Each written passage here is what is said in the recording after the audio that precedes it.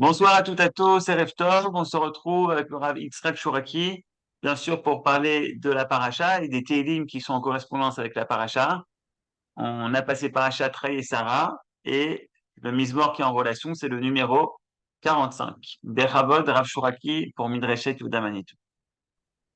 Alors, bonsoir à tout le monde.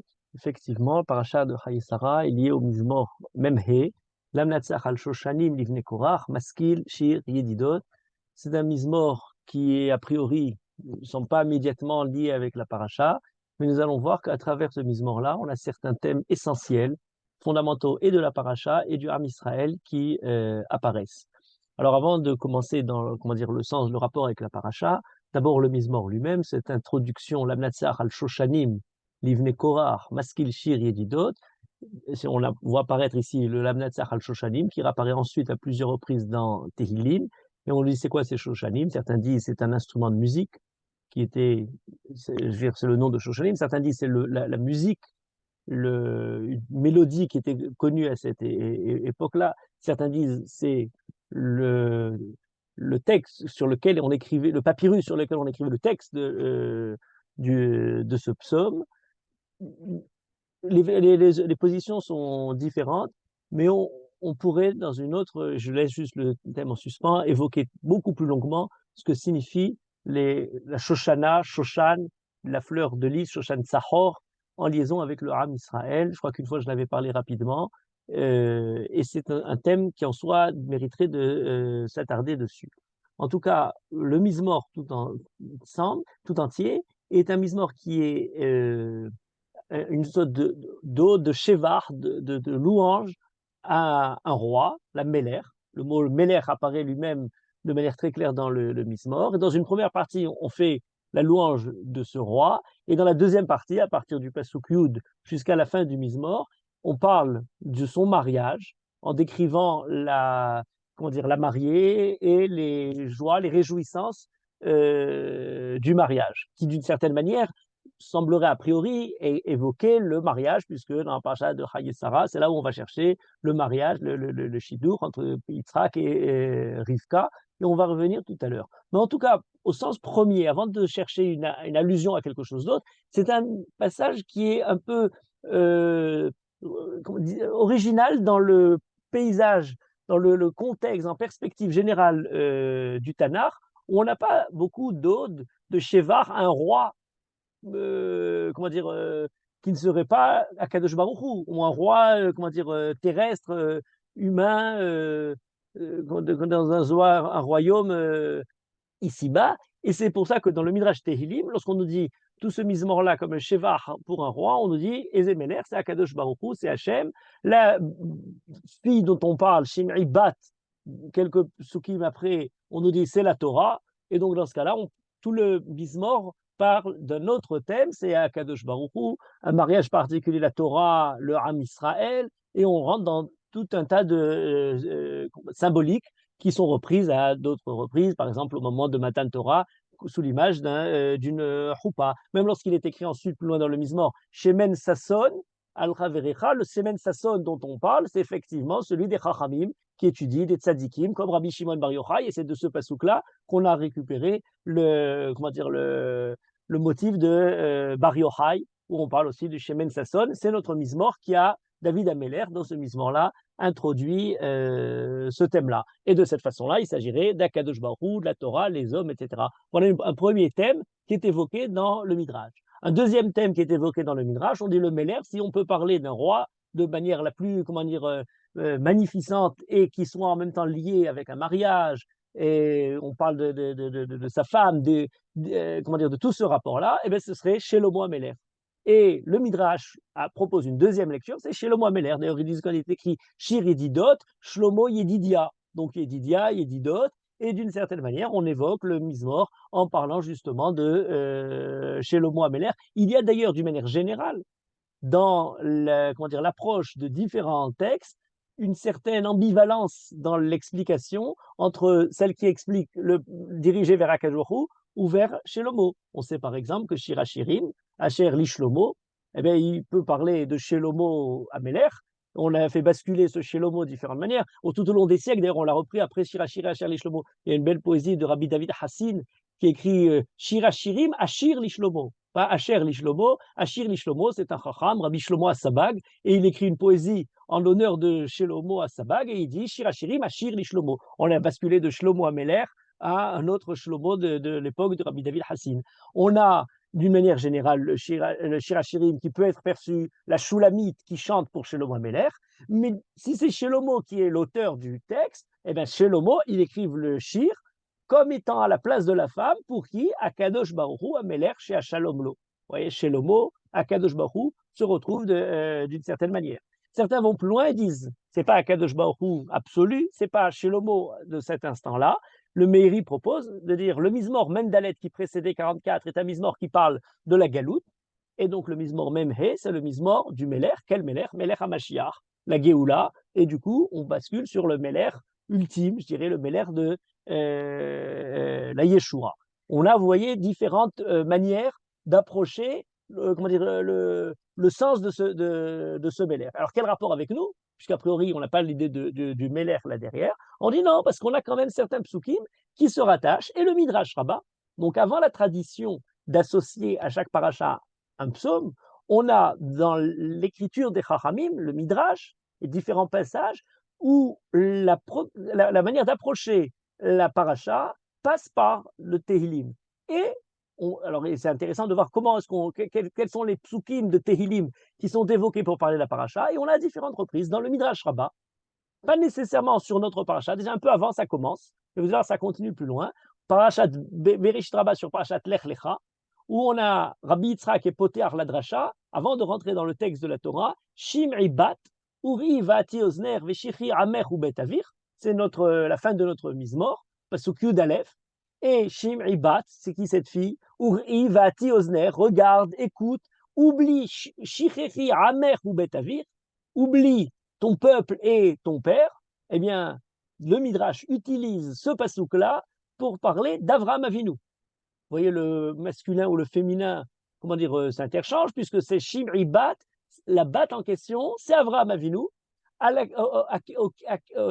qui Akadosh Baruch Hu a commandé au début de Lech Lecha, Me'artzecha, Mibolatecha ou Mibet Avicha. Mibet Avicha, Veshichi Amer ou Bet Avir. Et on a fait le parallèle entre notre Mizmor et Avraham Avinu. Et du coup, si on se met sur Avraham Avinu, on retrouve toute une série de ressemblances ou de proximité. Par exemple, lorsqu'on a au pasuk Chet, Ahavtat Tzedek vatisna resha, alken meshachacha Elohim Elohecha shemen sason mechaverecha, meshachacha shemen sason dont on parlait tout à l'heure, mais le début du pasuk c'est Ahavtat Tzedek vatisna resha.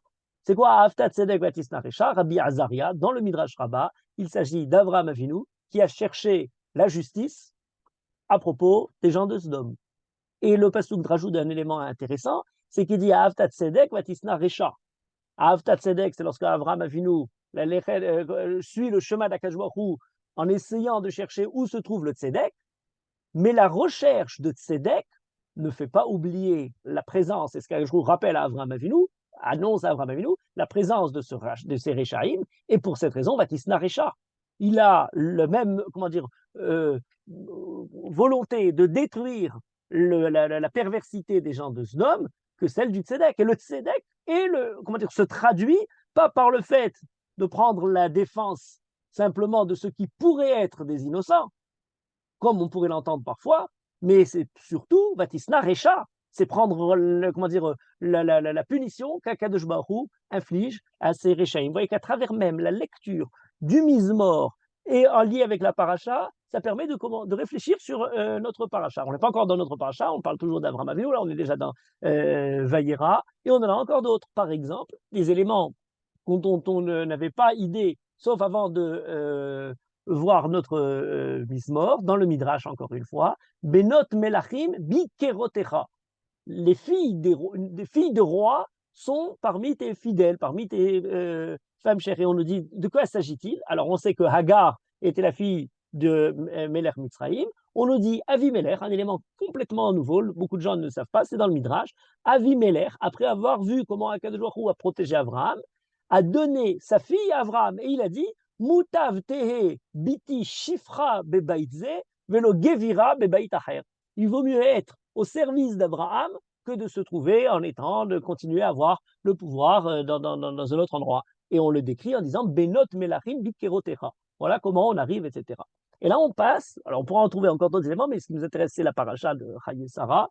On arrive effectivement à la paracha de Chaye Sarah. Peut-être encore avant de rentrer dans la paracha, on dit Yof Yefita mi bene Adam. Tu es plus beau que mi bene Adam. On dit c'est quoi? Le Midrash dit Nitiafita. Tu as été, comment dire, honoré, grandi, beau, Ba'ilyonim ou Vatartonim, lorsque dans la paracha de Haïsara, on a Nessi Elohim Ata Betochenu. On est le début de la paracha, et c'est les peuples. Alors on l'a au début, dans l'Ech Lecha, quand il y a la guerre des différents rois, qui après la guerre célèbre Avraham Avinu qui a gagné la guerre. On a au moment d'enterrement de Sarah, où on a Avraham Avinu qui est Nessi Elohim Ata Betochenu. On pourrait trouver encore différents rémazim, mais il me semble qu'il y a deux thèmes que je vais essayer de développer à travers le Mizmor et qui sont essentiels dans notre paracha. Le premier est lié à un pasouk de notre Mizmor, Tachat avotecha yihyu banecha, et est lié au rapport de Yitzhak à Rivka, ou je dirais plutôt de la recherche de Rivka pour Yitzhak. Et le deuxième sera lié à un pasouk qui est relativement connu, mais malheureusement assez souvent déformé dans sa façon d'être représenté. C'est lorsqu'on nous parle de Kol Kvudat Bat Meler Penima, qui se trouve justement dans notre Mizmor. Kvudat Bat Meler, cette fille de roi, Kvuda, le rapport à l'une des qualités que le Mizmor attache à Rivka. Alors commençons d'abord par pourquoi Rivka et Yitzhak et Rivka. Le Mizmor nous dit Tachat avotecha yiyu banecha. À la place de ton père arrive ton fils. Il y a une sorte de continuité dans les générations, mais dans cette génération, il y a le Tachat. C'est quoi Tachat? Alors Tachat se décline, le Midrash le donne. D'ailleurs, il est décrit à la fois dans notre Midrash, mais beaucoup plus longuement dans le Midrash Shirachirim, en disant c'est quoi Tachat avotecha? Il y a différentes manières de voir une continuité des générations. Il y a parfois un tzaddik qui est molid d'un tzaddik. Effectivement, à la place du père, alors c'est plus ton père, le grand-père, mais à la place du père, eh bien l'enfant prend sa place là. Et c'est d'ailleurs ce que le Midrash présente pour au début de Shirachirim pour expliquer que tout ce qui a été dit de bien pour David Améler se retrouve dit pour Shlomo Améler. Il y a toute une longue liste d'éléments qui comparent Shlomo à David. Tzadik, molid, tzadik. Puis après, on nous dit, oui, mais il y a aussi un autre cas, tzadik, molid, racha. Racha, molid, racha. Racha, molid, tzadik. Toutes les possibilités, les combinaisons possibles. Et pour chacune d'entre elles, on a différentes réflexions dans le Midrash qui sont toujours dans ce tachat avotecha yubanecha. Comprenons-nous bien, lorsqu'on dit tachat avotecha yubanecha, ça peut être tes enfants vont remplacer tes pères dans le sens, eh bien, ils étaient des tzadikim, mais ils n'ont pas disparu avec leur disparition, puisqu'on a les enfants qui continuent à être des tzadikim, et là c'est le tzadik et tzadik, ou alors dans le côté pervers, ils continuent à garder, à suivre l'exemple du père, même si c'est racha et racha. Mais on peut aussi avoir l'autre idée, c'est tachat avotecha, à la place de ton père qui était rachat, ou du père pervers, eh bien on a le fils qui tombe et qui devient tzaddik. Le Midrash d'ailleurs évoque en disant tachat na'atzutz ya'ale berosh, à la place des broussailles, c'est un passouk du livre de Isharia, à la place des broussailles, ya'ale berosh, un cyprès est élevé. Du séné, d'un buisson, apparaissent des roses, apparaissent des choses merveilleuses. Voilà le rachat et le tzaddik. Alors pourquoi c'est lié avec notre paracha, ce rapport de paracha? Pour une raison très simple, c'est qu'on a dans la Torah et dans le livre de Bereshit en particulier les différentes combinaisons possibles. On a le tzaddik, fils de tzaddik, Abraham et Yitzhak. On a le tzaddik qui a donné naissance à un rachat, mettons Yitzhak et Esav.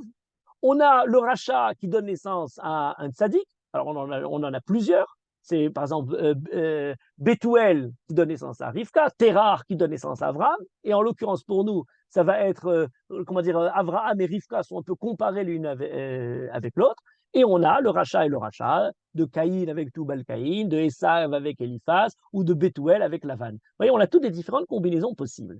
Et pour nous, pourquoi c'est très intéressant, c'est qu'à partir du moment où on envisage le rachat qui donne naissance au tzaddik, on dit, on a deux modèles. On a le modèle Terah, Abraham, et on a le modèle Bethuel et Rivka.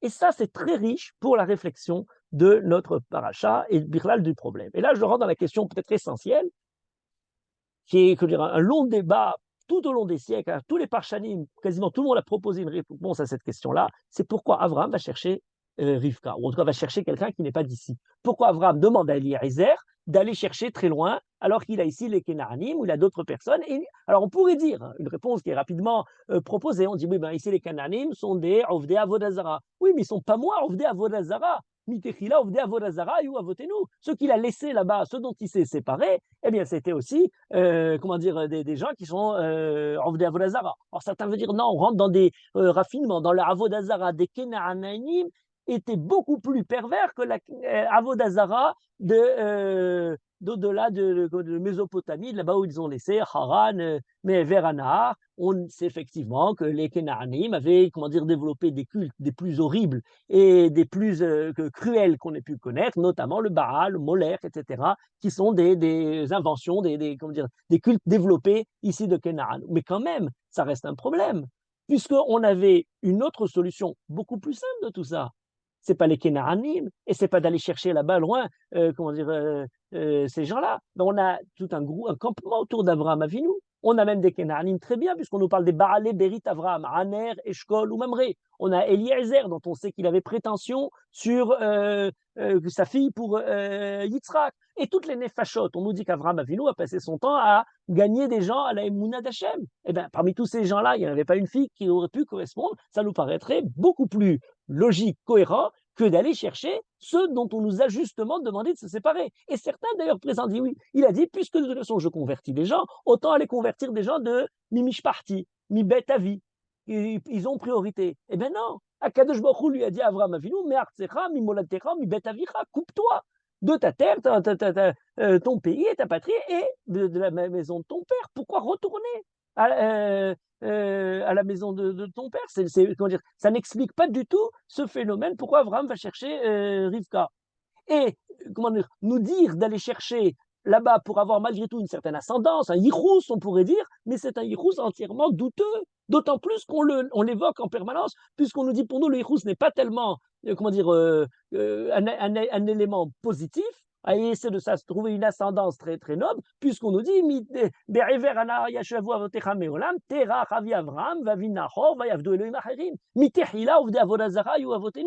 on n'a pas le mérite d'avoir une ascendance très noble, dont on serait peut-être un rejeton médiocre, mais plutôt d'avoir pu donner, par son enseignement, Yitzhak et les élèves d'Abraham Avinu, une continuité beaucoup plus noble. Donc, on pourra chercher en arrière. Certains ont trouvé d'autres réponses. Par exemple, une troisième direction qui est proposée, eh c'est dire au contraire, puisqu'Abraham Avinu va devoir prendre propriété du pays d'Israël, à quel qu'on lui a promis la terre d'Israël, c'est beaucoup plus difficile de prendre le pays des Kénaanim lorsqu'on est lié par des liens de mariage ou de familiaux avec des gens d'ici. Donc, ce sera beaucoup plus difficile. Il ne faut surtout pas se dire on va par le comment dire, mariage résoudre un problème qui au contraire comment dire, est problématique. C'est quelque chose qui, surtout d'ailleurs, je dirais c'est même presque l'inverse qui est fait. Akadosh Baruch Hu demande à Abraham Avinu de s'éloigner de ces Kénaanim. Akadosh Baruch Hu dit je les ai vomis, donc pourquoi faire ce lien-là?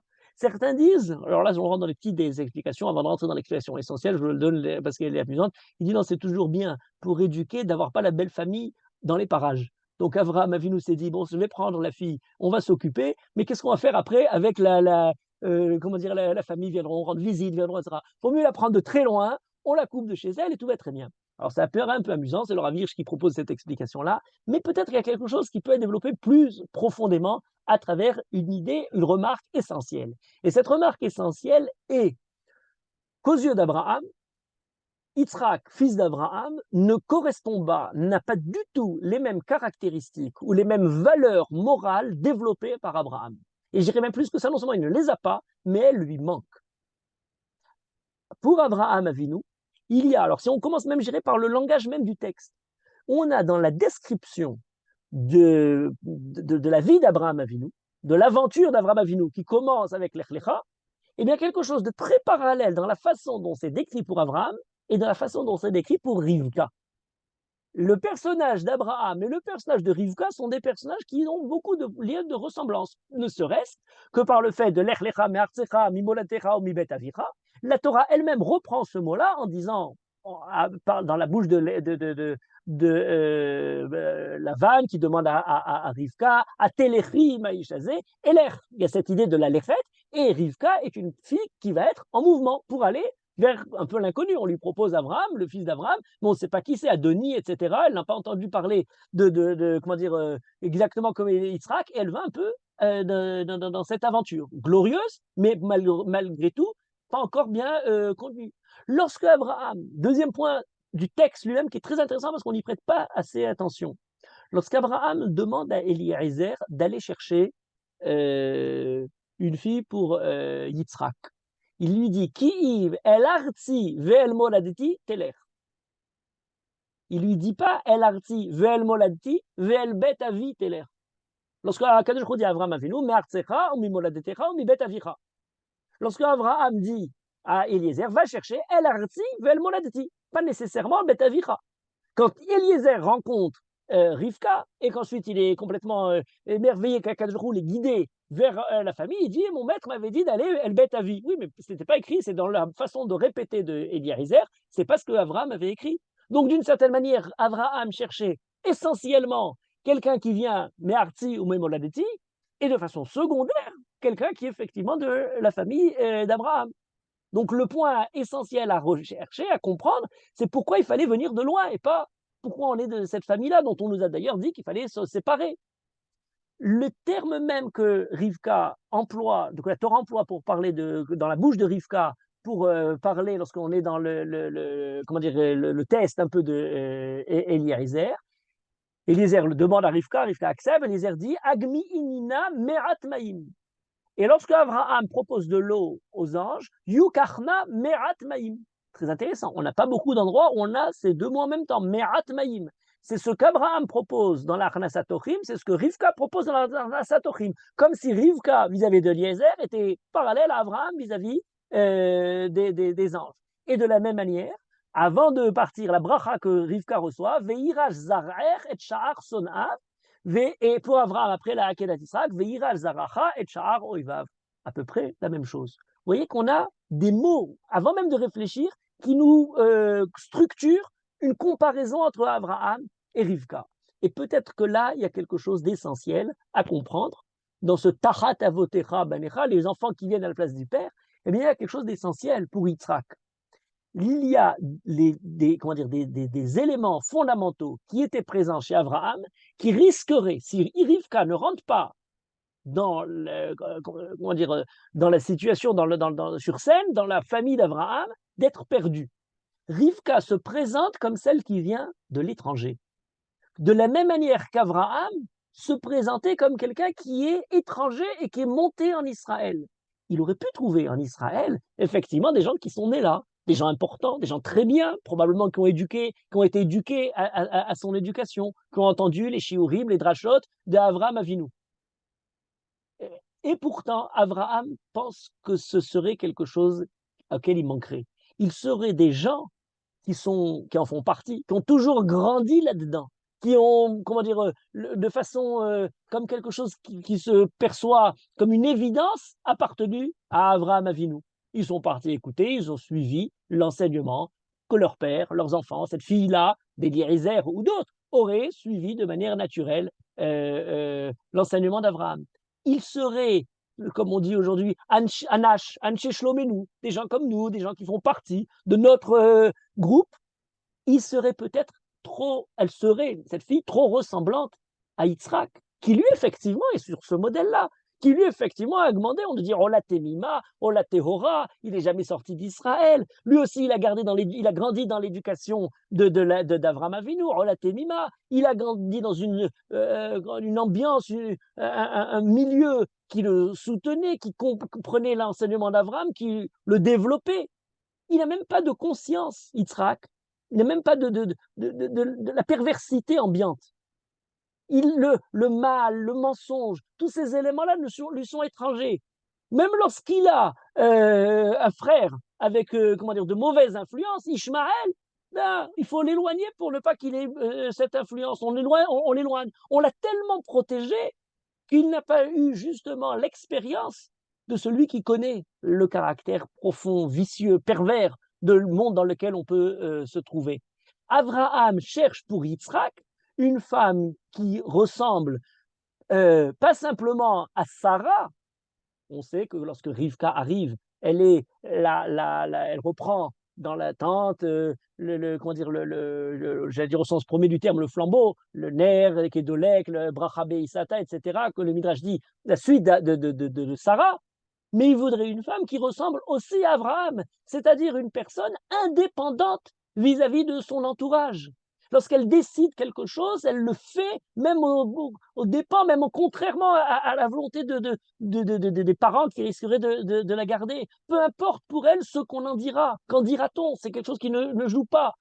Comment ça va être perçu par la société? Elle va pour quelque chose qui lui est proposé, elle arrivera dans la maison d'Abraham et elle aura la modestie de celle qui justement n'y a pas grandi, qui n'en faisait pas partie, qui a décidé par elle-même de tout abandonner pour se rassembler, pour se rapprocher, pour en faire partie, pas comme quelque chose de naturel par la naissance, mais par justement la valeur morale de la chose. C'est quelque chose qui est très important parce que comment dire, ça permet de faire rentrer dans la famille d'Abraham, pour Yitzhak et pour ce qui va, une personne qui a une sensibilité accrue à l'environnement.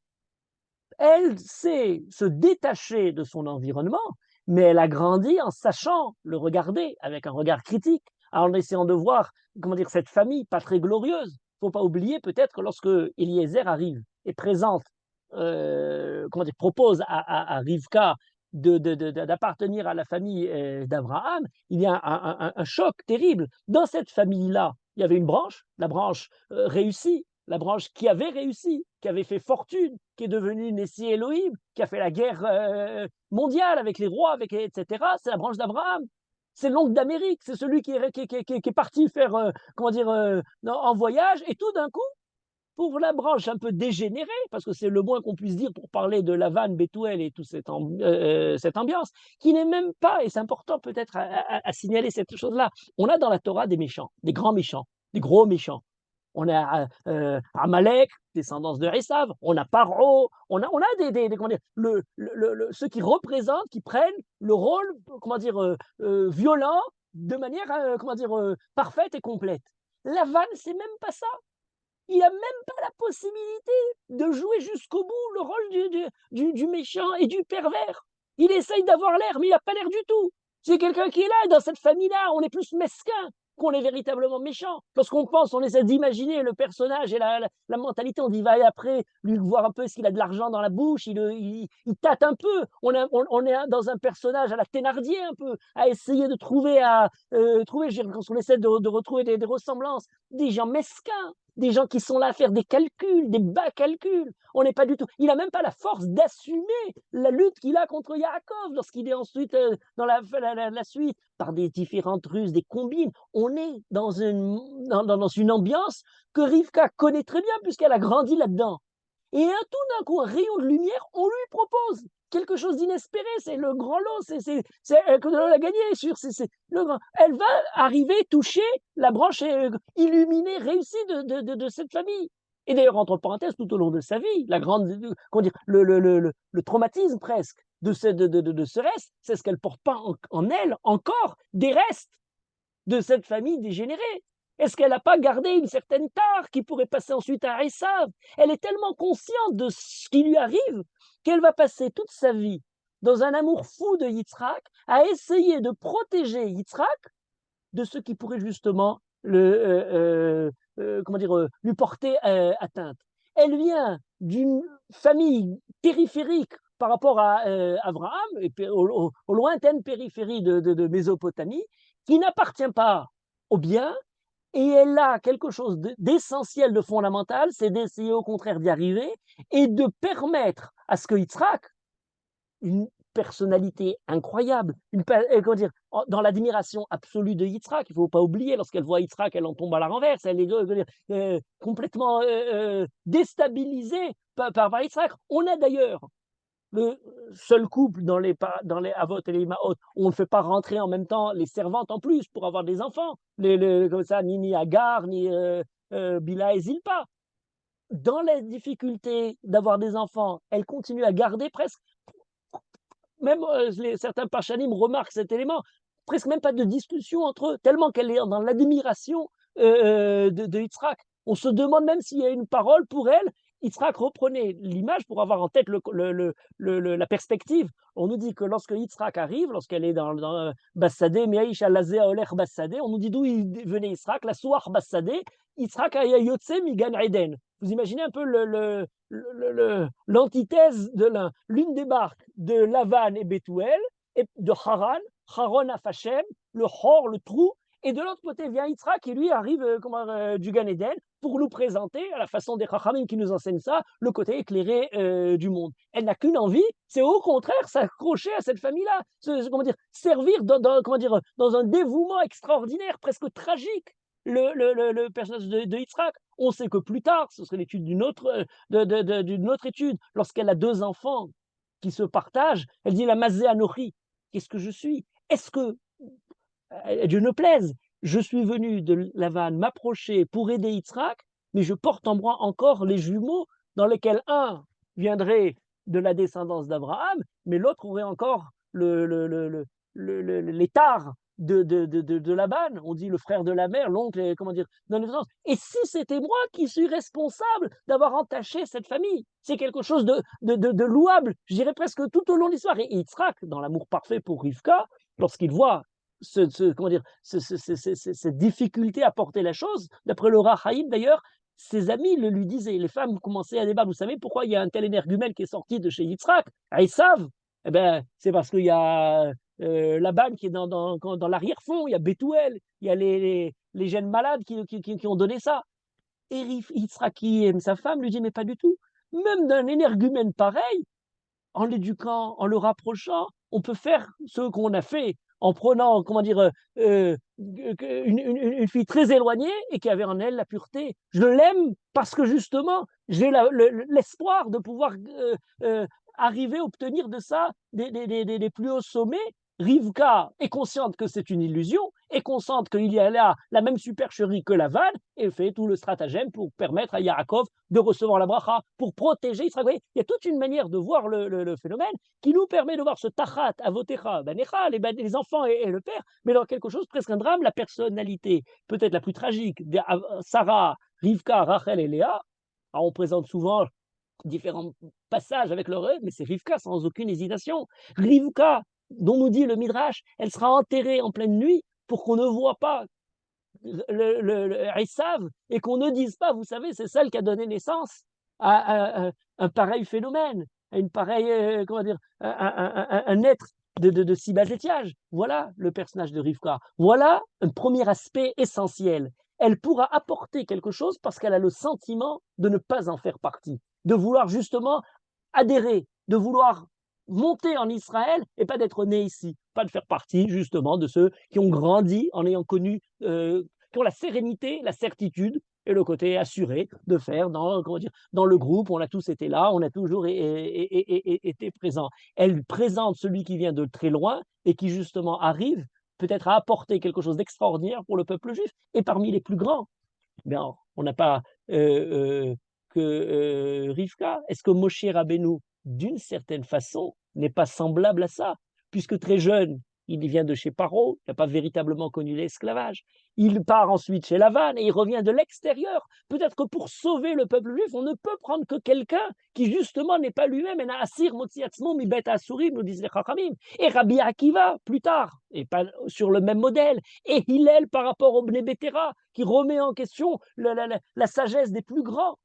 Et pourquoi pas, puisque nous sommes dans le Mizmor de Tehilim, ne pas penser à David Améler lui-même, qui est l'enfant dont on ne pense pas, auquel on ne pense pas, celui qu'on a même oublié, celui qu'on n'imaginerait pas que c'est celui-là qu'Akadosh pourrait choisir. Voilà, on a toute une tradition, je dirais, de retrouver la grandeur de celui qui arrive de loin. Rivka fait partie de ça.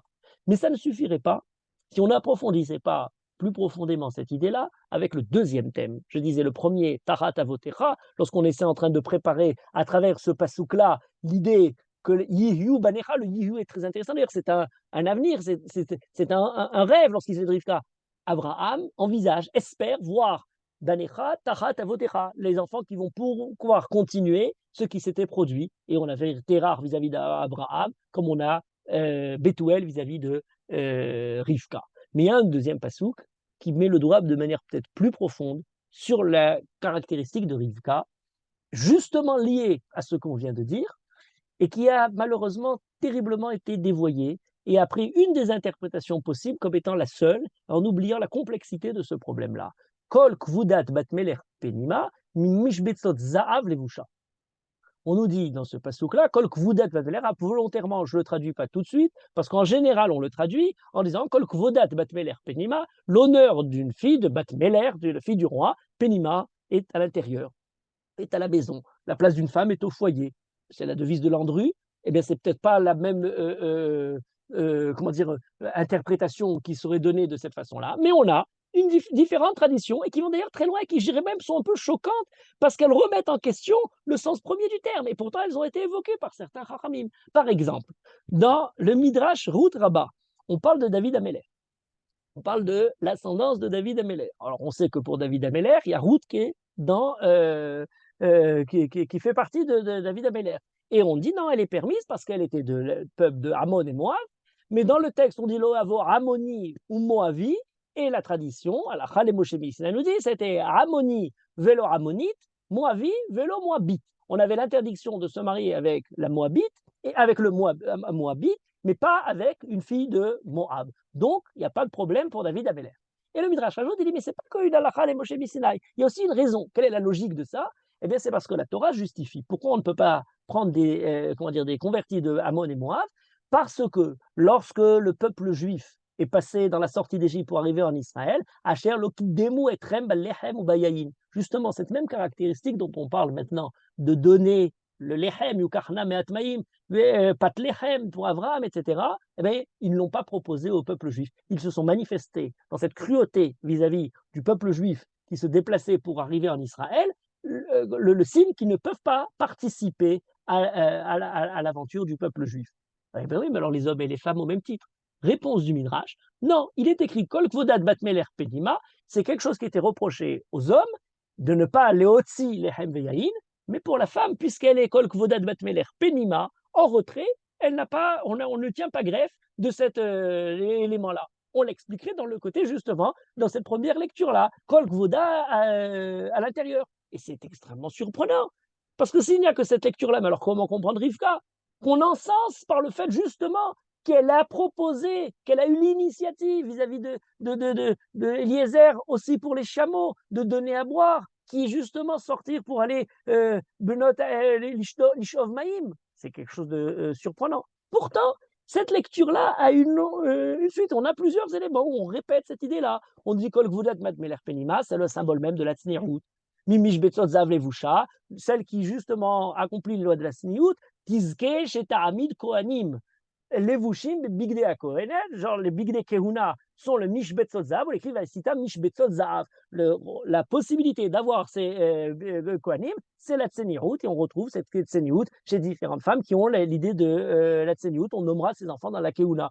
Et on explique encore une fois cette idée de mettre la femme à l'intérieur.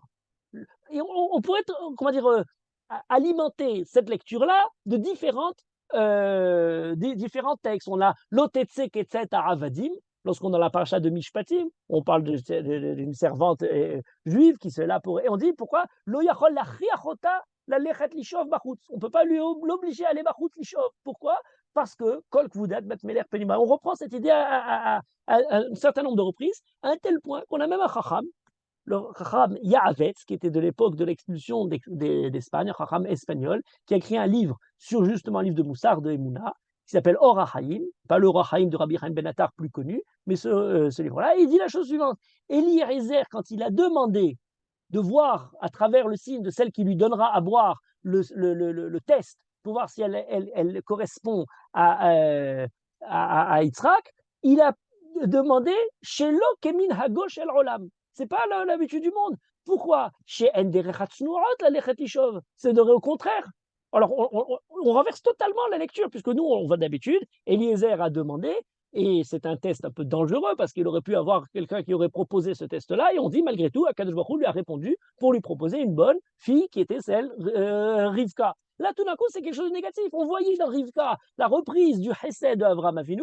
Et là, tout d'un coup, on nous dit non, c'était quelque chose qui n'était pas dans, comment dire, dans l'ordre. À un tel point que certains vont dire ah oui, mais ça vient, c'est autre chose tout ça. Quand le problème est trop difficile, on s'élève à une autre dimension et on commence à faire des drachotes dans d'autres domaines. Le Sefer, un Midrash qui s'appelle le Midrash à Biou, qui est un des Midrashim, nous dit non, ce n'est pas possible que Rivka, elle allait faire puiser de l'eau, puisque les gens qui étaient riches n'envoient pas leurs filles. Ils avaient des serviteurs, des servantes. Rivka n'est pas la servante. C'est un S. Juste ce jour-là, exceptionnellement, Rivka est partie chercher de l'eau.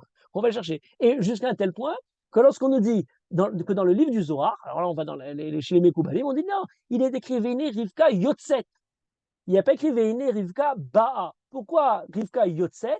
Rivka l'a distingué, la tset minakelal, l'a présenté de manière extraordinaire par rapport à l'habitude des gens de la ville, qui justement, elle ne devrait pas sortir à ce moment-là pour aller puiser de l'eau. Vous voyez qu'il y a une longue tradition qui utilise ce pasouk-là, mais j'allais dire contrairement au sens du pasouk. Parce que le pasouk ne dit pas kol kvodat batmeler penima, et ne parle pas du kavod de la batmeler, son honneur est de rester à l'intérieur. On aurait une conception qui n'est pas du tout dans l'esprit de la Torah. Vous allez voir tout de suite comment ça se traduit. Le pasuk dit kol kvudat batmeler penima. Kvuda, c'est pas le lachon de kavod, c'est pas l'idée de l'honneur. Kvuda, c'est la richesse, la qualité, la caractéristique, la valeur. Kol kvudat matmeler penima s'explique. Alors ça, on a plusieurs chachamim qui le donnent. Le Malbim dans son commentaire sur Teilim, mais bien avant lui, d'autres chachamim, par exemple Rabbi Yehuda Moscato, le grand commentateur du Sefer HaKuzari, qui a écrit à part son livre sur le commentaire de Kuzari, il a écrit aussi des drachot qui s'appellent Nefutzot Yehuda. On est en Italie à l'époque de la Renaissance, et qui dit au contraire, Mazekol Kvudat Bet-Meler Penima. L'intériorité est beaucoup plus importante. Sa richesse, sa valeur se trouve dans son intériorité et pas simplement dans son apparence extérieure. Cette phrase-là, malgré l'utilisation pour essayer d'attaquer une rabaissement de la femme dans la Torah, est au contraire le cri de la Torah pour empêcher la femme de devenir la femme objet, pour empêcher de n'entrevoir à travers la femme que l'aspect extérieur. C'est justement pour nous dire Kol Kvuda, toute sa richesse, n'est pas dans son côté extérieur, dans ce qu'elle a au contraire de terriblement profond. Et c'est repris d'ailleurs de différentes façons, puisque lorsqu'on nous explique à propos, dans le Machalim, je parlais tout à l'heure en disant qu'on parle de Bat Meler, ça peut aussi se trouver à propos des Talmidei Chachamim. Les Talmidei Chachamim sont appelés Mal Malché Rabbanan. On a cette idée-là, et bien on nous dit oui, de la même manière, le Talmid Chacham entrevoit pour la Torah Bat Meler, Penima, dans ce qu'elle a de plus secret, dans ce qu'elle a de plus intime, de plus caché, c'est là-bas que se trouve la plus grande richesse de la Torah. Et cette idée-là est fondamentale parce qu'à travers elle, on peut aussi reprendre et réfléchir à Rivka. Cette idée qu'on avait évoquée jusqu'à présent, en est présentant Rivka justement comme celle qui ne se sent pas en faire partie. C'est pas simplement dans ce genre, à propos de la relation, c'est en particulier pour quelque chose de spécifique qui est donné à propos de Rivka, et on va le revoir plus profondément, et c'est que quand elle rencontre Yitzhak, il y a écrit Vatitkas, elle prend son tsarif et elle se recouvre. Il y a une sorte de recouvrement, une sorte de discrétion au moment de l'approche de Rivka pour Yitzhak. Peut-être, comment dire, pour développer cette idée, il faudrait employer deux termes différents parce que lorsqu'on parle de tsniout, la tsniout n'a pas bonne presse à notre époque. On en parle, comment dire, de façon parfois, outrageuse, et parfois certains l'appliquent de manière outrageante.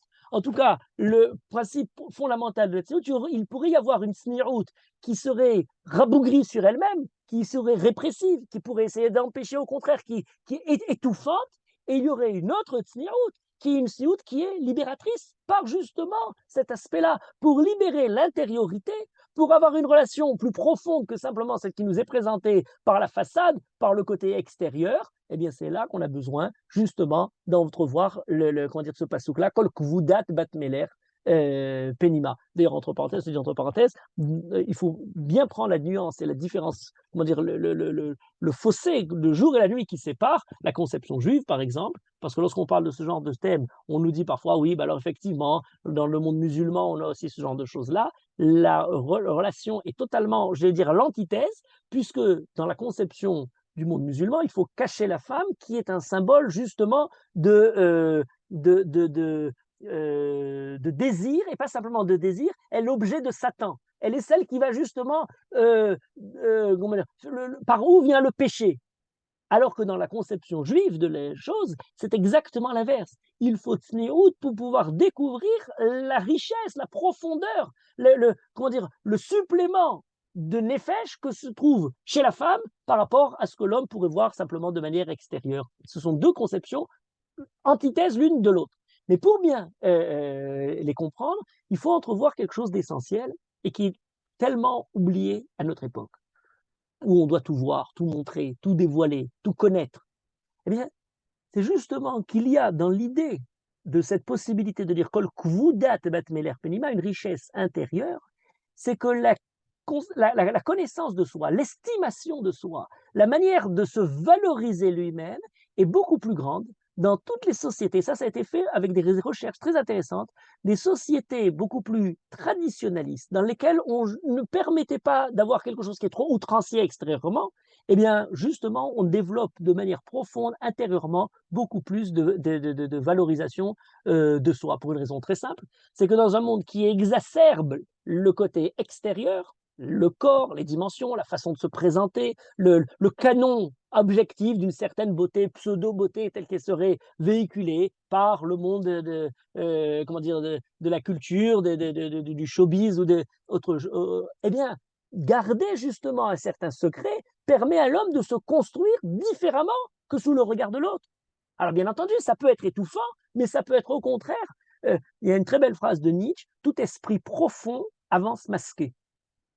Alors ça, on aurait pu le dire à l'époque du corona, mais en tout cas, pour l'instant, on est tout esprit profond dans un autre sens, dans un sens particulier. C'est qu'une certaine profondeur exige que tout ne soit pas dit, que tout ne soit pas révélé de manière comment dire, immédiate. C'est par justement la recherche, à la fois que celui qui approche ou celui qui présente développe quelque chose de plus complexe que ce qu'il peut voir. Et dans un monde où tout est montré, dans un monde où tout est présenté, eh bien dans ce monde-là, on se demande quelle est, comment dire, la complexité de ce qui peut être vu. C'est simplement comment dire, une dimension, zéro valente dimension, je dirais. On a quelque chose d'essentiel, c'est que justement, le masque et le maquillage sont des mots très proches en français. Est-ce que c'est un masque? Est-ce que c'est une supercherie? Ou est-ce que c'est une pudeur?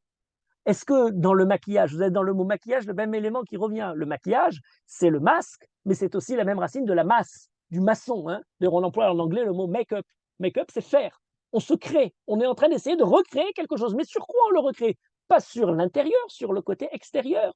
Est-ce qu'il y a la tricherie? Est-ce qu'il y a la mensonge? Est-ce qu'il y a la hypocrisie? Remarquez un autre mot très intéressant. C'est pas simplement le fait de se créer, de se faire, le mot cosmétique. D'où vient le mot cosmétique? Alors là, le make-up, tout le monde connaît, mais cosmétique, on entend le mot cosmos. Quel rapport entre le cosmos et la cosmétique? Sinon, le ciel étoilé qui pourrait se présenter dans certaines physionomies. Non, le cosmos, c'est le monde, mais c'est l'ordre du monde. C'est l'ornement du monde. C'est envisager le rapport de comment dire, ornemental comme le désir. D'ailleurs, le désir a la même racine, puisque désir, desiderum, ça vient de racines sidérales, sidérant, on parle des astres. C'est le monde encore, c'est contempler les astres, c'est considérer, avec cette même racine encore qui revient, c'est transformer la personne en ordre, sujet de contemplation. Mais c'est exactement ce qui évite le rapport de la profondeur. À moins qu'on soit dans comment dire, le sidéral, sidérant de l'infinité des espaces comment dire, qui nous arrivent. Et on pourrait peut-être envisager sous ce jour-là l'idée de tout entrevoir est peut-être mise à bras, particulièrement à notre époque, pour un autre domaine, qui n'est pas du tout celui, je dirais, comment dire, de cosmétique, mais quelque chose d'autre. Vous avez remarqué que tout se voit, tout se montre. On a dans cette transparence quelque chose de particulier qu'on n'avait à aucune autre époque et qui nous a fait faire des progrès énormes par certaines technologies qui ont permis de faire avancer de manière énorme au niveau médical. C'est l'imagerie cérébrale. Et c'est passionnant. Alors qu'avant, on ne pouvait envisager la possibilité de trouver le cerveau, il y a des raisons particulières, parce qu'il y a, comment dire, différents éléments qui masquent justement, et on a réussi à rendre le cerveau transparent pour pouvoir observer les neurones sans les dissiper, parce que c'est ça le paradoxe. Et autrement, on se met à voir tout. Mais cette idée-là, au niveau technologique, n'est que, comment dire, l'application d'un autre rêve, celui, je dirais, de l'idéologie des Lumières, de tout voir, de chasser l'ombre, de la découverte. Entendez par découverte le fait de ne pas couvrir, d'enlever ce qui couvrait, de casser le secret, de chasser l'ombre. L'ombre est le symbole de l'ignorance. Caché, c'est la fraude, c'est le mensonge, c'est le crime qui, au contraire, se développe dans tous les lieux où on est justement dans le secret. Et peut-être, malgré tout ça, dans l'intime, dans le privé, dans la vie secrète, il y a peut-être un besoin essentiel de l'ombre pour grandir. Il faudrait faire cet éloge de l'ombre, la pudeur de rester dans le quant à soi, esprit qui dépasse son cadre, qui dépasse son corps. Peut-être d'une certaine manière, on pourrait dire, la définition essentielle de la tsniout, définie par ce kol kvudat batmeler penima, étant l'intériorité, et on parle de David Ameller, dont on sait que l'attrait du féminin aussi dans son aspect extérieur ne lui est pas indifférent. Puisque on aura à la fois David Ameller, on apprend chez Lomo quand il parle de sa mère, on parle de la beauté féminine qui est largement développée. Tout Shirachirim le pense, mais simplement, l'idée est plus profonde. Ce n'est pas qu'il n'y a rien, Kol Gvudat Vatpeler, c'est que ce qui est caché déborde, est beaucoup plus grand et beaucoup plus profond que ce qui est représenté. Il y a plus dans ce qu'on ne voit pas que dans ce qu'on voit. Et dans ce plus-là se trouve toute la recherche de l'homme, toute la possibilité, je dirais, de se développer. D'une certaine manière, si on devait parler de la tsnirut, pas simplement dans le côté vestimentaire, puisque vous avez bien compris qu'on a de loin, comment dire,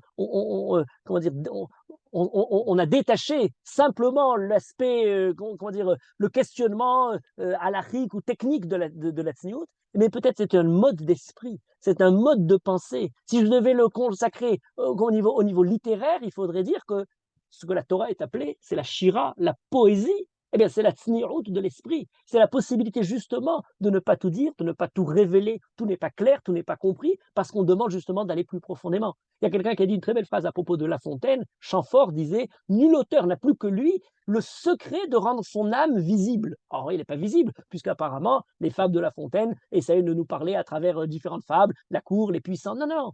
Par le biais des animaux, La Fontaine se révèle. Il nous permet d'apercevoir le secret de je ne sais quoi, de son âme, de mesurer justement la fausseté des fables telles qu'elles sont, et il y a quelque chose de plus profond qui se trouve derrière. Il y a une même ordre d'idée qui est développée, une fois j'avais parlé de ça plus longuement, l'abeille est admirable, mais dans sa ruche. Hors de là, l'abeille n'est qu'une mouche. C'est des Voltaire qui parlaient justement du génie en niant cette image de l'abeille. Et on pourrait développer, je prends ça, comment dire, des métaphores universelles qui sont reprises. Paul Valéry décrit les idées comme les secrètes araignées dans les ténèbres de soi. Et puis alors, c'est pas les neurones, c'est avant même qu'on découvre tous les neurones, eh bien c'est dans la tête, en ébullition, les différentes araignées qui sont en train de tisser quelque chose d'intime. Et ensuite, on réveille à la réalité, c'est dans une poésie qui décrit le matin lorsqu'on se réveille, tout d'un coup, conscience, réalité, on retombe tout d'un coup dans ce qui est clair.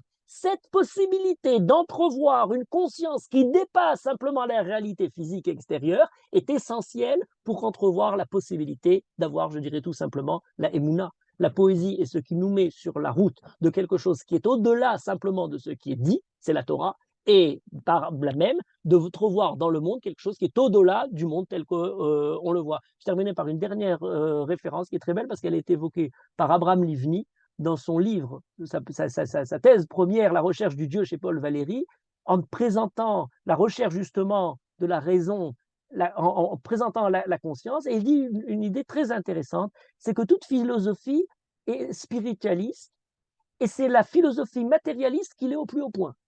Grande paradoxe. Pourquoi? Parce qu'elle arrive à faire penser même la matière. Elle arrive même à donner à ce qui est, ce qui semblerait le concret, eh bien, quelque chose de plus profond, puisque ça devient une philosophie qui est basée là-dessus.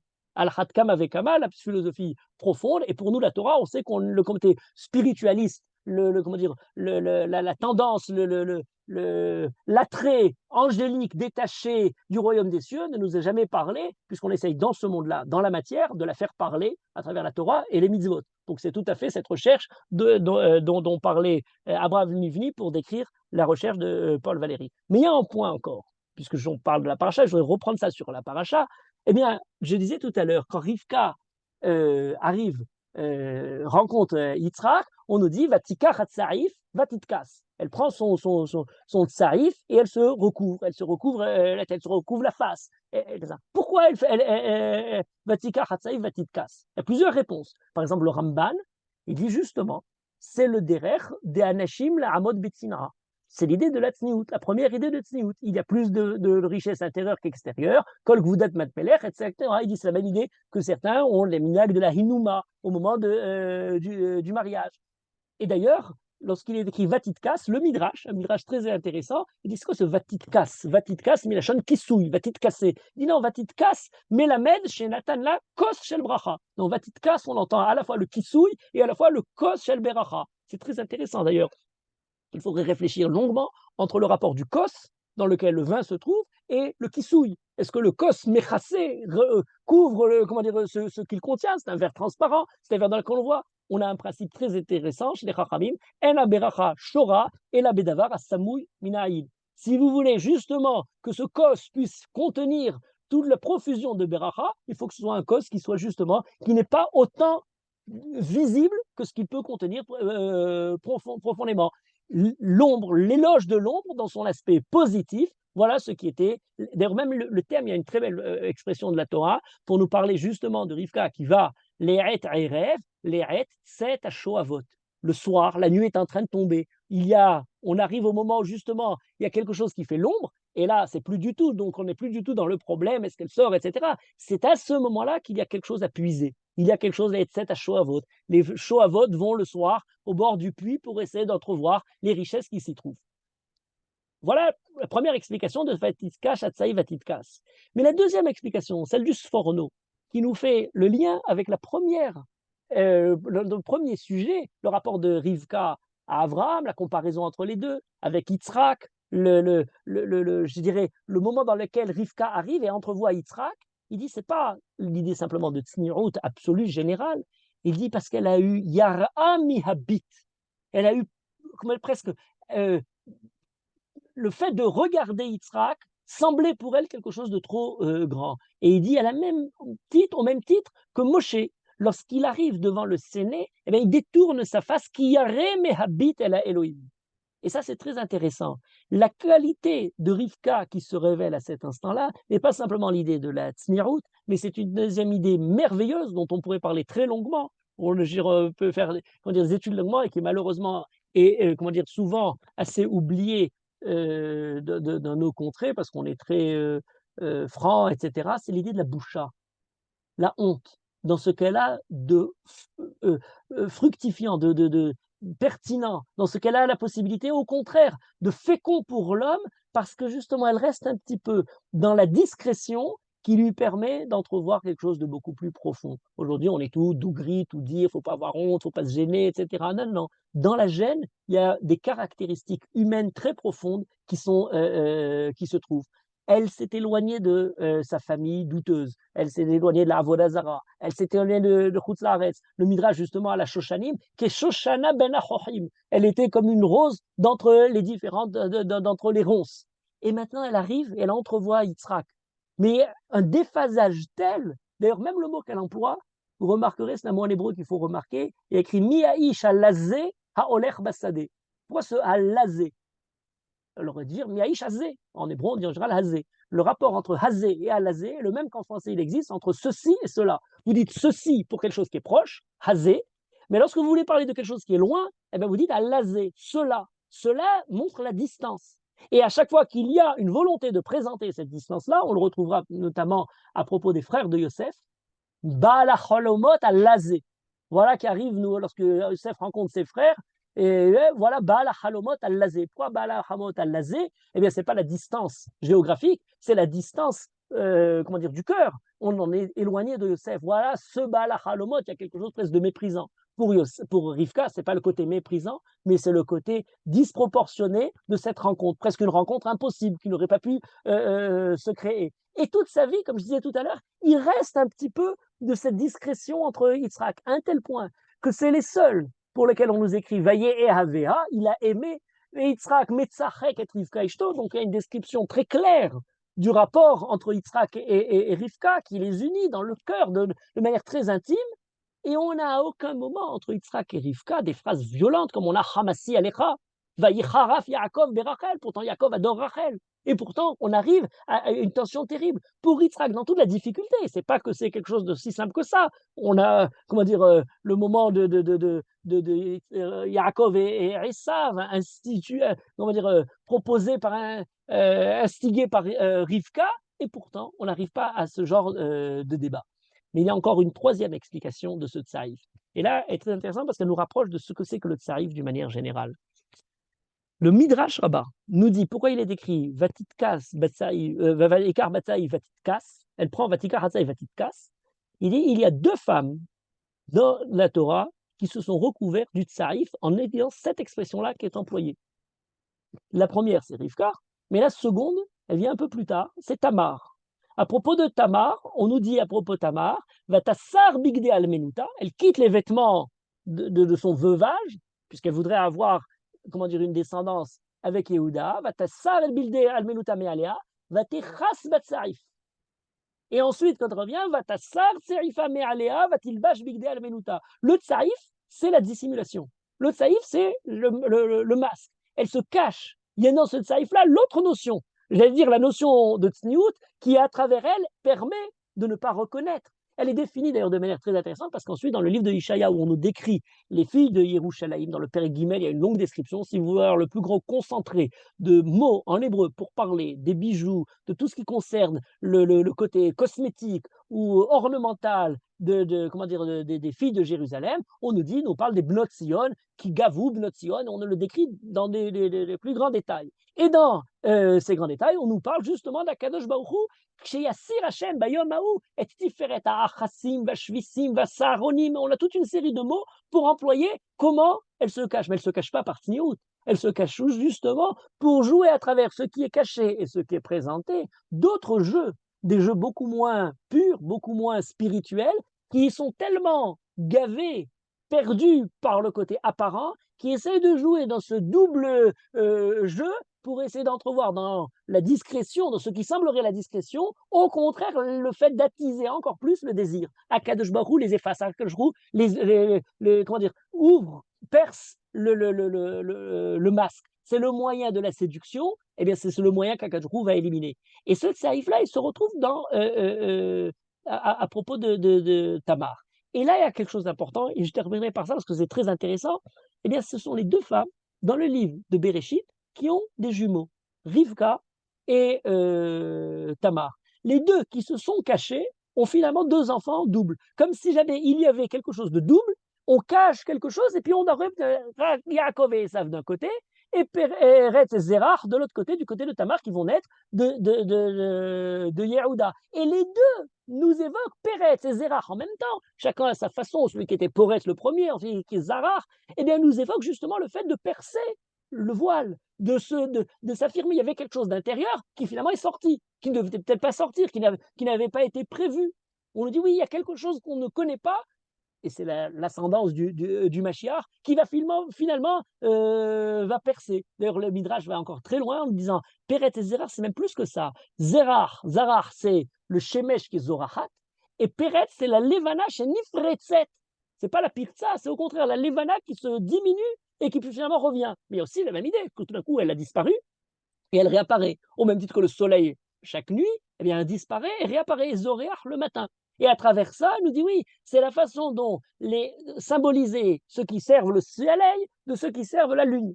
Et par la même, par voie de conséquence, ceux qui servent le soleil correspondent au monde occidental, c'est Édom, ceux qui sont des Toshavim, la Grèce et ensuite, et Yishmaël représenterait celui qui sont alliés à la Levana, ceux qui vont avoir un calendrier lunaire, à la différence de ceux qui ont un calendrier solaire. Et nous, le Ham Israël, on a à la fois l'un et à la fois l'autre, et c'est de réconcilier et le soleil et la lune dans notre calendrier lunaire et solaire en même temps pour les soumettre et l'un et l'autre à Akadosh Baruch Hu. Voilà Yitzhak, Rola Temima, qui apparaît devant Rivka, qui va lui faire naître deux enfants, un Yaakov et l'autre le reste, les scories de Laval encore présentes, et Rivka le présente en sachant qu'elle-même a cet aspect double. Que veut dire le mot Rivka d'ailleurs en hébreu? On a tous les noms pour les explications de tous les noms, sauf Rivka. Rivka en hébreu, c'est un couple d'animaux. Revek, Rivka, d'ailleurs même en arabe on a Rivka, Ribk, c'est pour nous parler justement d'accrocher deux bêtes ensemble. Revakot Bassar, c'est justement c'est avec un vav, avec un bête et pas un Revaka, le ravak de célibataire. C'est pour justement nous parler de ce couple d'animaux. Rivka a ce côté double en elle.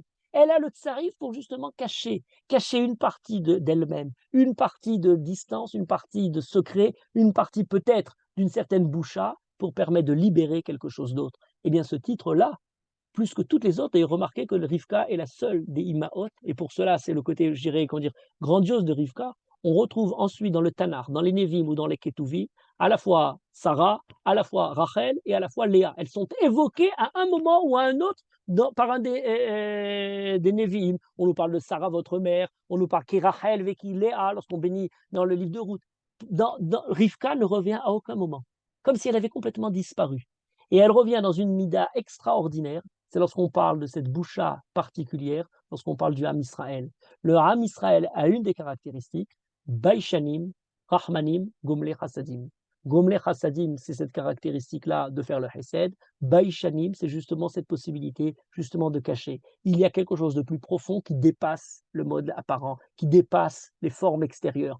Le Baishanim, c'est justement ce qui demande du temps pour être perçu, pour être approché, pour être connu. Et c'est à travers cet aspect des choses-là qu'on peut effectivement commencer à comprendre, à justifier, je dirais, l'énigme que peut représenter pour certains le peuple juif. Le Midrash nous dit, Bisrout tikaratzai vatitkas, elle s'est recouverte de ce tsaïf, Zahou bene Israël les anane akavod. Alors là, on a quelque chose d'autre qui arrive. Le mot kala et le même mot que le mot kila, il vient justement de ce qui recouvre, de cette choupa. Le mot choupa, c'est ce qui est, chofef, la tzaf, le rapport amoureux du peuple juif avec Akadosh Baruch Hu vient de cette caractéristique extraordinaire, c'est de rester toujours dans cette discrétion, de toujours avoir le sentiment, on nous l'a malheureusement trop souvent, et aujourd'hui plus que jamais, laisser sentir que nous n'en faisons pas partie, mais ne pas faire partie d'un monde pervers, c'est pour nous toutes nos lettres de noblesse. Ne pas être véritablement près et proche et faire partie d'un monde qui est encore à des niveaux très bas, c'est nous permettre de pouvoir nous élever vers un monde espéré par Akadosh Baruch Hu que nous pouvons amener sur terre. C'est la vocation du peuple juif qui ne peut se révéler qu'à travers. Alors on a parfois, on en paye un prix cher parce que parfois le côté justement, ce qu'on appelle la communication, la possibilité de se présenter, très mauvais là-dessus. Il y en a qui ne jouent que là-dessus. Mais à travers tous ces éléments-là, il reste pour le peuple juif quelque chose d'essentiel. Kol Kvudat Bat Meler Penima, le peuple juif Bat Meler, Ben Meler, fils d'Akadosh Baruch Hu, dans le côté essentiel de sa spiritualité. Penima est dans une intériorité qui n'a pas encore réussi à percer, pas encore dévoilé dans le monde, mais qui ne fait qu'être dans l'expectative, dans l'attente, Bezrat Hashem, de se voir se révéler, Bekarov, Be'amenu, Amen.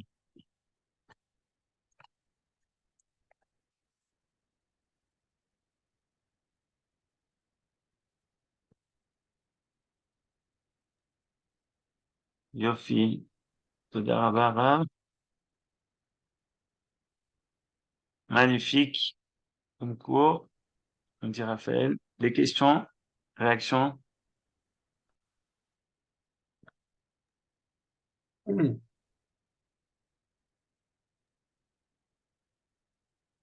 bien, Youssef?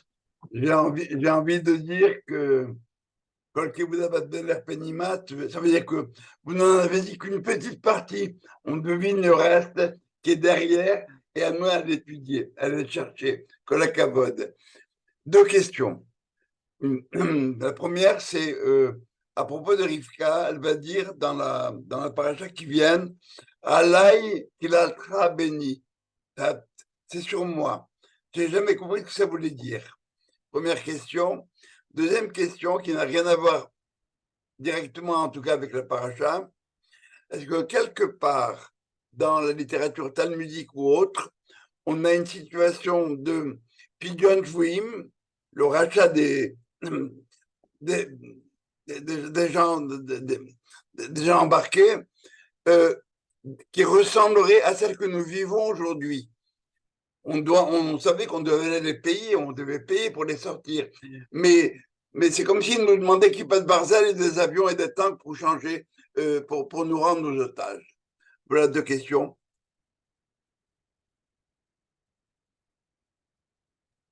Pour la première question, Allah qu'il est la terra bénie, bon, il y a plusieurs réponses, mais je vous donne juste celle qui est dans la continuité de l'interprétation que je vous ai proposée aujourd'hui.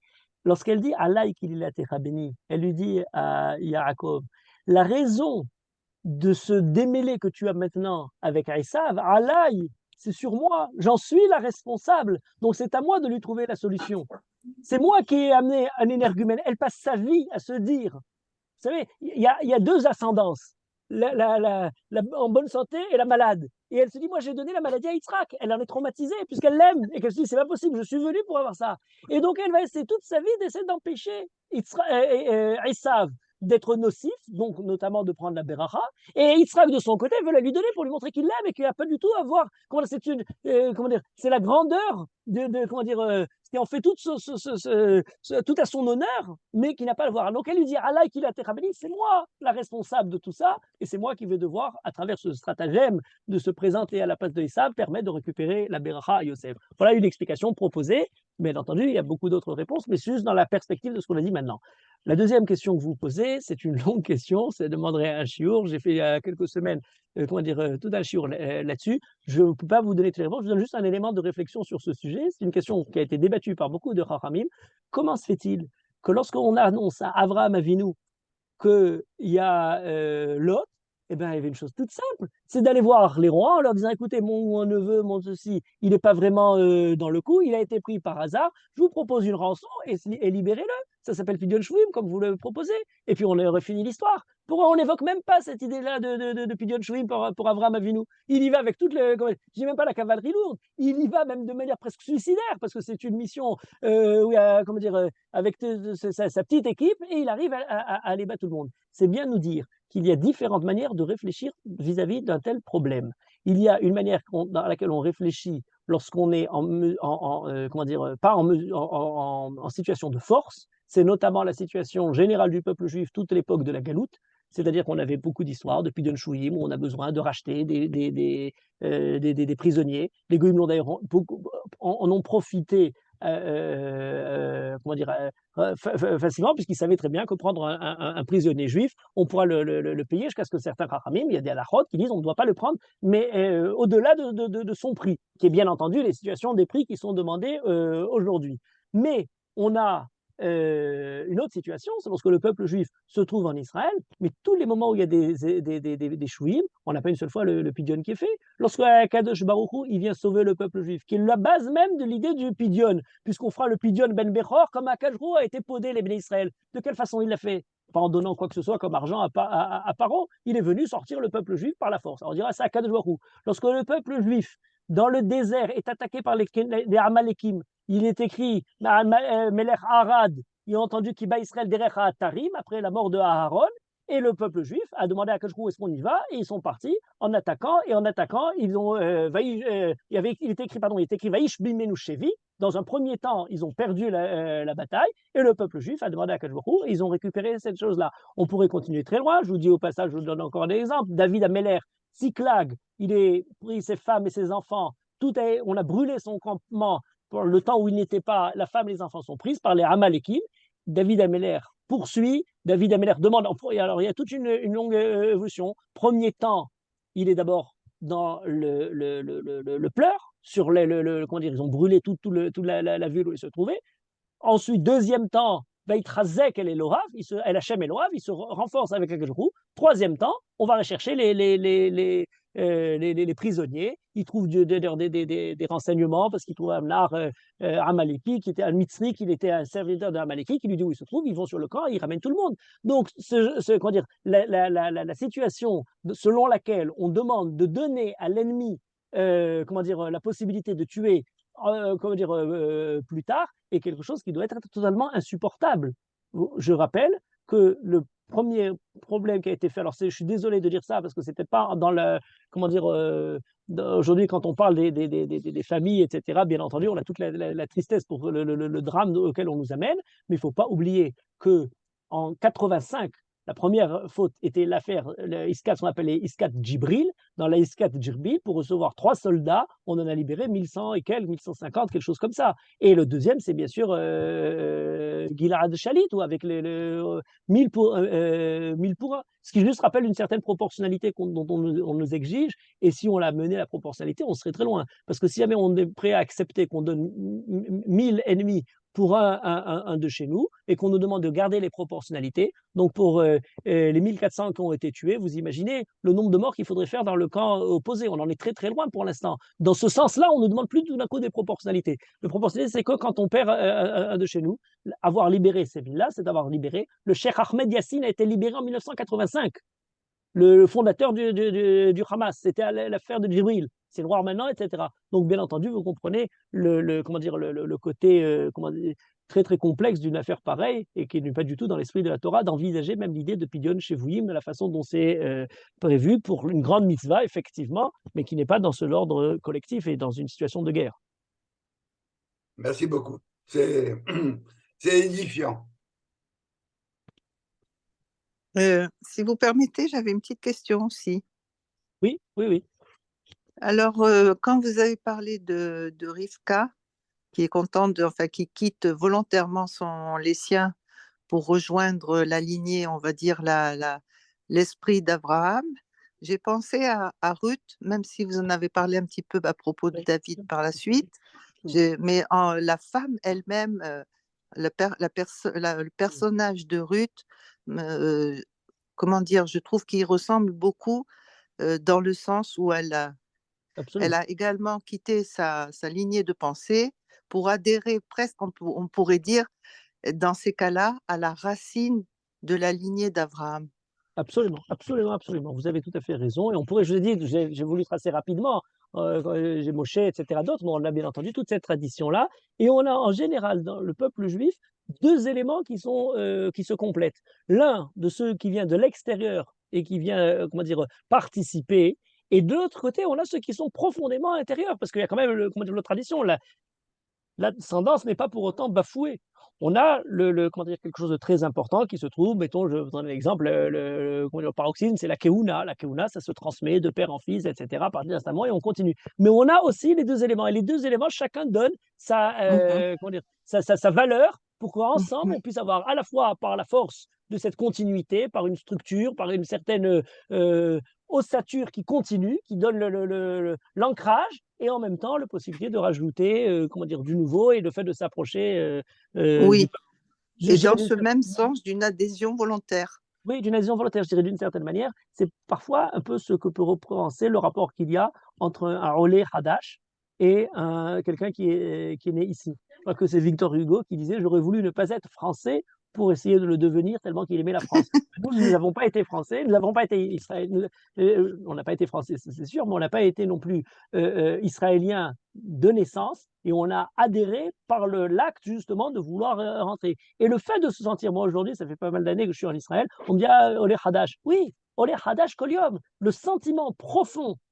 Koliom be'enecha keradashim, shifti bevet Hashem, ou l'vaker be'echalo, d'être encore mévaker, de voir encore avec l'œil nouveau de celui qui vient de l'extérieur, c'est pas une faiblesse, c'est au contraire une qualité morale qu'il faut essayer de conserver.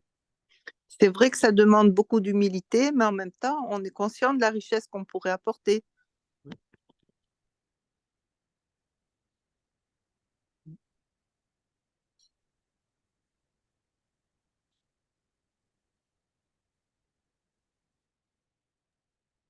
Merci. Qui a une dernière question? Toda Rabba, merci beaucoup pour ces éclairages. Rav Shuraki.